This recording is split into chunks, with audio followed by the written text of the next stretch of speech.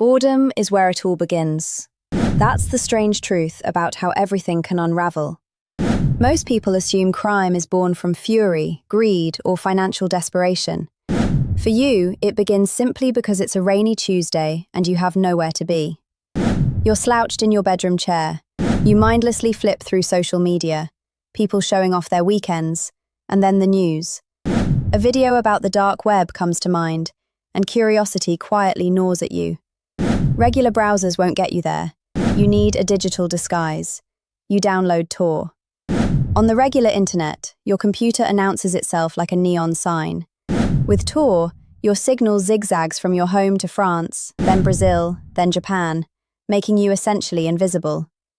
You enter a URL that looks like random gibberish and press enter.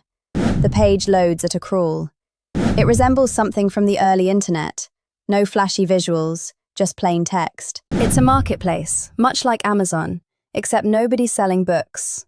What's on offer are datasets, login credentials, classified files, and software exploits that can compromise phones. One listing catches your eye. An employee database from a major tech firm. Price tag? 5 Bitcoin. Hundreds of thousands of dollars. You lean back. A realization dawns on you, and it's a dangerous one. You're a programmer. You know exactly how to track down things like this. You convince yourself you want nothing to do with drugs or weapons. But data feels different. Harmless even. It's just code. You decide to try it once. You spend a week building an automated tool that hunts the internet for forgotten servers, machines that companies abandoned and never switched off. You stumble upon one from a dissolved gaming company. Sitting inside it is the source code for an unreleased game. You register on the marketplace under the name Ghost Key and list the code for $200 in Bitcoin. Then you wait. Life continues as normal. School, dinner with your family, the routine of everyday existence. Later, when you check your screen, there's an alert. Sold. You look at your wallet.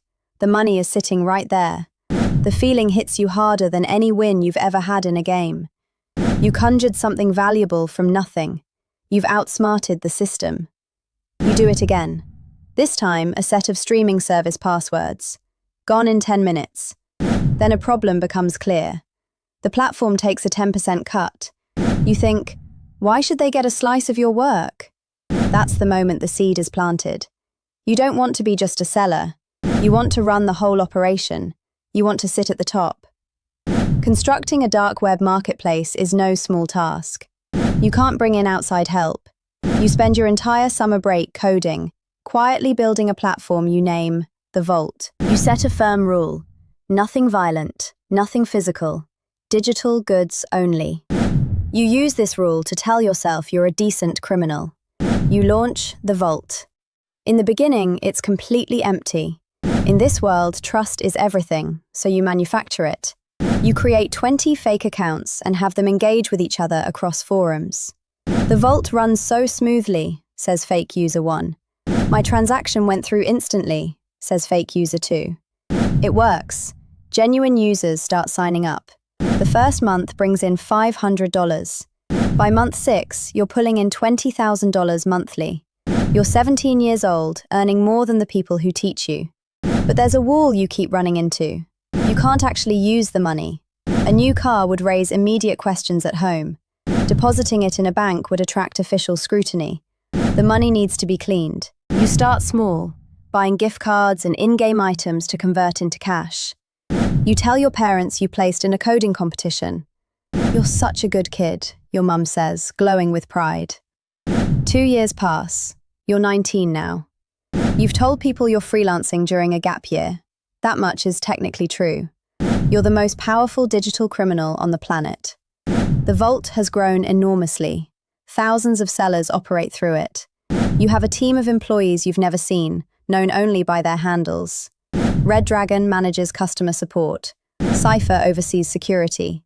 You pay them tens of thousands per week. By any financial measure, you're wealthy. You live in a comfortable apartment, but the blinds stay shut. Every car that rolls slowly past your building makes you wonder if it's the FBI. You keep 3 laptops. The first is for casual use, streaming and takeout orders. The second is strictly for work. 2 wrong password attempts and it wipes itself clean. The third, the emergency laptop, is hidden in a vent behind your bathroom wall. One evening, you're picking at cold pizza when a message arrives from Cypher. We've got a problem. Someone is probing our servers. Looks like a government trace. Your hands go numb. If they reach the servers, they find the logs. If they find the logs, they find you. Pull the plug, you type back. Push everything through China, then Russia. It's holding, Cypher replies. They're using a new tracking method. You write code designed to mislead the tracker, sending phantom signals out toward open ocean. After 3 hours, the intrusion stops. We're in the clear, Cypher says. You feel physically ill. You're 19, but you're worn down like someone twice your age. You need a way out. You need to sell the vault. You plant a quiet message in high-level forums. Marketplace for sale. Top-tier operation. $10 million. Someone responds. I have the funds, he writes, but I need to meet you in person. No in-person meetings, you reply. Digital transfer only. The amount is too large. I need to verify you're not law enforcement. You agree to a video call. Voice distorters, black screens all around. This is quite an operation, he says. Why sell? You're sitting at the top. I'm exhausted, you answer. I want out. Retirement sounds nice, but no one truly walks away from this world. The call disconnects. 5 minutes later, $10 million in Bitcoin lands in your wallet. You hand over the admin credentials. You're free. You sit in complete silence. Rich, safe, and you got away with it. You wipe laptop 2. You pull laptop 3 from the vent and reduce it to fragments with a hammer. Nothing left but broken plastic and dust. You pack a bag. The airport awaits. You'll let chance decide the destination. New Zealand sounds fine. You open your front door.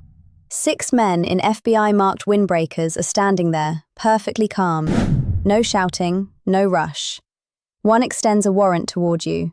You sink to your knees. They put you in handcuffs. The metal is cold.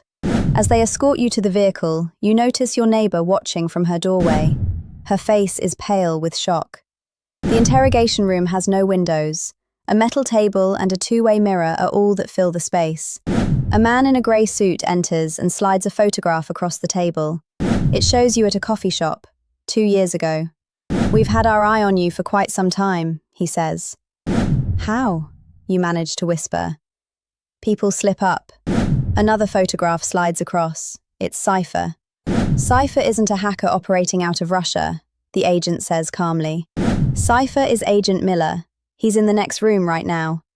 Your entire world collapses inward. The person you trusted most was working against you all along. And Red Dragon, you ask, your voice barely holding? Agent Johnson, we were inside your operation 6 months after it launched. We let it keep running to trace the buyers, the ones worth catching. So the person I just sold to doesn't exist. That was us. We purchased the site to legally take possession of the servers. The ground falls out from under you. You believed you were untouchable, but you were being moved like a piece on a board the entire time. You're facing 30 years, the agent says, at minimum. You drop your head into your hands. 30 years. You'd be 50 when you walked out. Your life, as you know it, is finished. The agent knocks on the table. Unless... You lift your eyes. Unless you join our team. We're building a cyber defense unit. You help us go after the real threats, the ones trafficking weapons and causing genuine harm. Cooperate and the judge may be more lenient. So the choice is prison or employment. That's it exactly. You breathe in slowly, then you nod. All right, I'm in. The agent smiles and extends his hand. Welcome aboard. He snaps his fingers, and the world dissolves. The walls blur and melt. The agent's face pixelates. The table disappears. Everything goes dark. Then white text appears against the black. Simulation complete. Subject, Candidate 409. Scenario, the Kingpin. Result, failure. You blink hard, eyes fighting the sudden brightness. You lift a heavy VR headset from your head. You're not in an interrogation room. You're not 19. You're 25, seated in a glass-walled office. A woman in a lab coat stands before you, tablet in hand, expression flat with disappointment. How did I perform, you ask. You failed, candidate 409, she says, her tone clinical. Failed? This was a test of ethics. We are the Cyber Defense Agency. We recruit hackers to safeguard the nation. She scrolls through her tablet. The simulation handed you power to see what you do with it. You had multiple moments to turn back. Instead, you constructed a criminal empire. You stole. You laundered money. But at the end, I agreed to help. Only after you were cornered, she cuts in. Choosing what's right only when you have no other option isn't integrity. It's self-preservation. We need people who make the right choice when no one is holding them accountable. You stare down at the headset resting in your hands. It felt completely real. The years, the paranoia, the power, all of it was a test. Please leave your badge at the front desk, she says. You aren't a fit for this agency. You step outside. The sun is out. It's an ordinary Tuesday.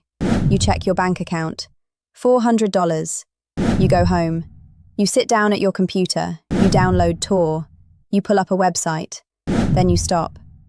Honestly, this marketplace could really use some work.